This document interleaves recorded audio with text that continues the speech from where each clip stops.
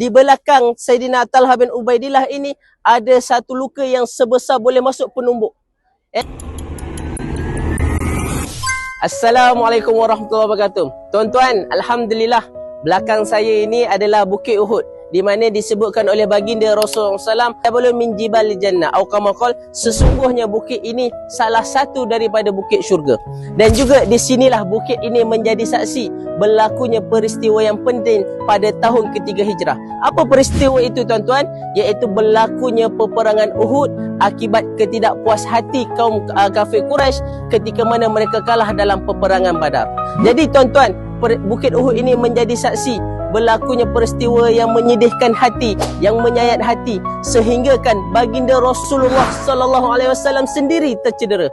Bahkan baginda Rasulullah SAW sendiri ketika itu jatuh di dalam lubang yang telah digali oleh orang munafik pada malam sebelum berlakunya peperangan Uhud. Dan di mana kita melihat di mana perjuangan para sahabat.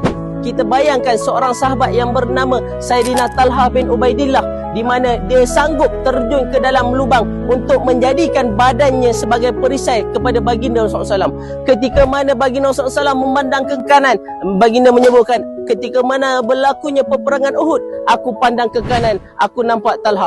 Aku pandang ke kiri, aku nampak Talha. Aku pandang ke belakang, aku nampak Talha. Sehingga kan di belakang Saidina Talha ini tidak kurang daripada 36 kesan luka daripada akibat berlakunya peperangan Uhud ketika mana menahankan badannya. Bahkan di belakang Saidina Talha bin Ubaidillah ini ada satu luka yang sebesar boleh masuk penumbuk. Dan juga Saidina Talha bin Ubaidillah, dia digelarkan, siapa dia? Ia digelarkan syahid yang berjalan. Para sahabat mereka bercerita apabila mengingatkan tentang Uhud, semuanya adalah milik Talha. Mereka cakap apabila mengenangkan tentang peristiwa Uhud, semuanya adalah milik Talha. Mudah-mudahan dengan asbab kita datang ke sini, sebagaimana baginda Rasulullah SAW seringkali datang ke sini pada hari Khamis untuk menziarahi syuhada Uhud, kita juga datang ke sini untuk menziarahi syuhada Uhud supaya kita bersama-sama dengan mereka di syurga nanti, insya-Allah. Syarikat Pelancongan Yaskin, kembara menuju Maghfirah.